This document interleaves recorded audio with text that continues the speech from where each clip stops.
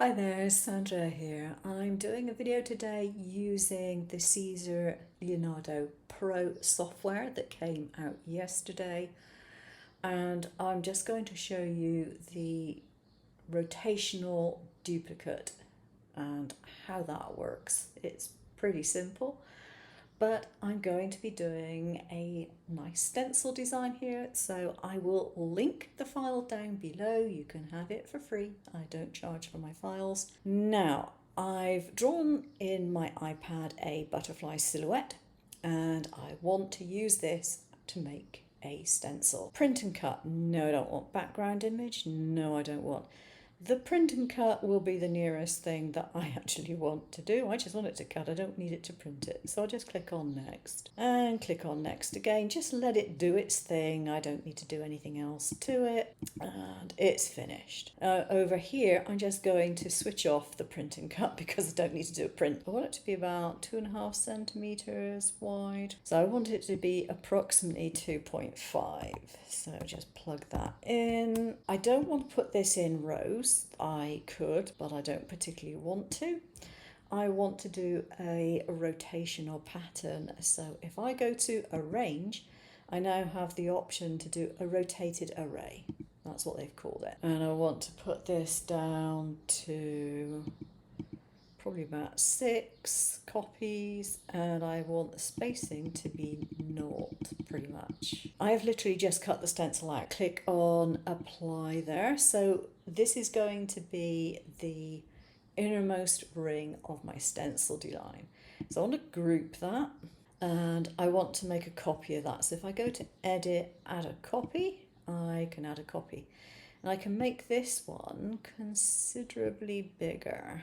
So this may not be the exact size that I did the one that I've just cut out, but it will be somewhere similar in design. Yeah, I think that will do. Right, now these, I want to do another ring of these, but I want to put them outside. So if I go to ungroup that, click on one of the butterflies and go to edit, add a copy. I've got a copy of this and I'm going to put it somewhere around there.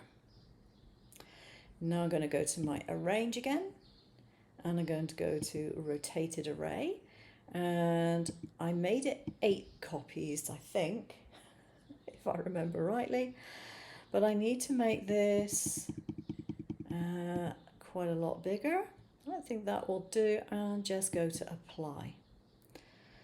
Now that one I need to group, and that one I don't need to bother with. So this group here, I need to make it a little bit bigger, I think. Actually, I do need to make this a group again because I'm going to move everything. So let's just select them all and group. There we go. Don't worry about ones being greyed out because that's going to make no difference in a minute or two. Go to arrange, align objects center, arrange, align objects center that way. So now I've got them centered, but these aren't in the right position. I want to rotate these. I think maybe I didn't have enough in my number of rotations because they're a little bit too close to the big butterflies. Let me just count how many I did in my stencil and see. Oh, I did about 16. That explains why they were knocking heads with the other butterflies. Okay, so arrange, rotated array, 16. I can probably take that in a bit and go to apply. Here we go. So I want to group those, and if I group everything, arrange, where are we, align object center, arrange, align object center, that is still too big. in relation to the rest of them. So I'll take it down a bit, and still a little bit too much of a gap, and then I'll just center them up again. I think that is probably about it. Okay, so let's center everything up.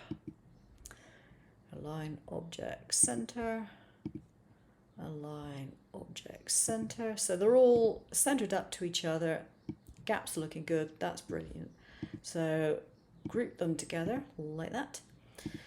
And then I wanted this to be about 15 centimeters because that's generally about as big as I need. So make that 15 centimeters. I'm going to arrange it so that it's in the center like so. And then I'm just going to move it down to the bottom.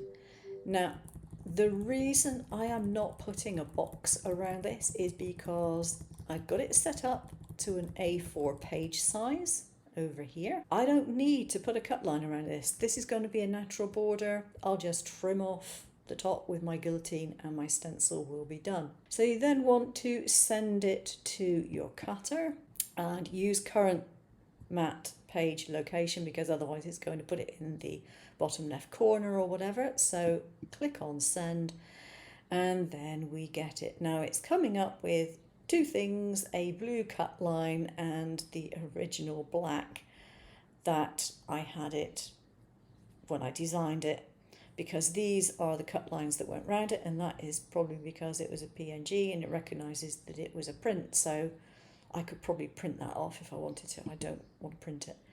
So then you just send it to your cutter in the usual way. Once you've sent your design to the cutter and you've made sure that it is as you like, and I generally advise using a relatively cheap material to do your practice runs on in case there's something that you don't like about the stencil when it's cut out. You can go to file and you can export artwork. Now this doesn't just mean your picture, this means your file. So this is where you get your export options, and you want to include the cut contour. I want to save it as an SVG, but I could save it as a PDF or I could save as PNG, JPEG or TIFF. So SVG is my particular thing of choice, and go to save it, and I can save it wherever it is that I want to save it to. Now this particular stuff I cut out of a plastic, and I'm going to swap to my overhead camera so you can see the result.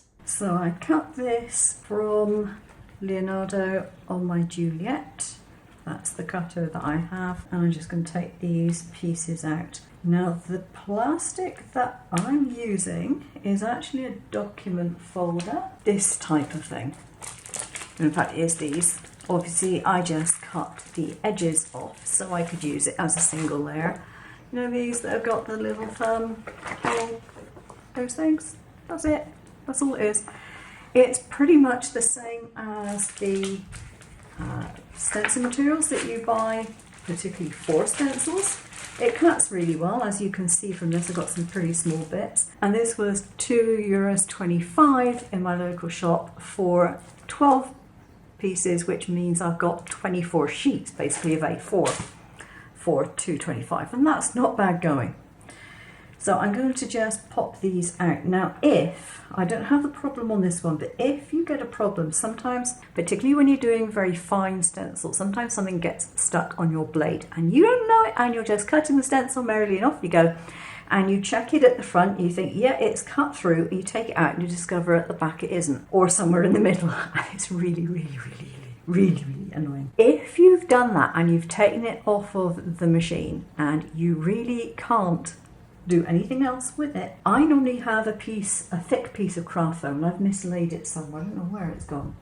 But what you do is you get a nail dotting tool, and with this plastic stuff you can just pop like that, and okay, these are coming out very, very easily because they are cut through. But occasionally, if you have a plastic which is not cut through very well, just doing that on the area where it is sticking will pop it out, and it's actually very satisfying. It's like the bubble wrap. It's like popping bubble wrap. It makes that kind of noise. So you know, if you've got children who are capable of doing it without ruining things, they probably quite enjoy doing it for you, and you can get someone else to weed your stencil.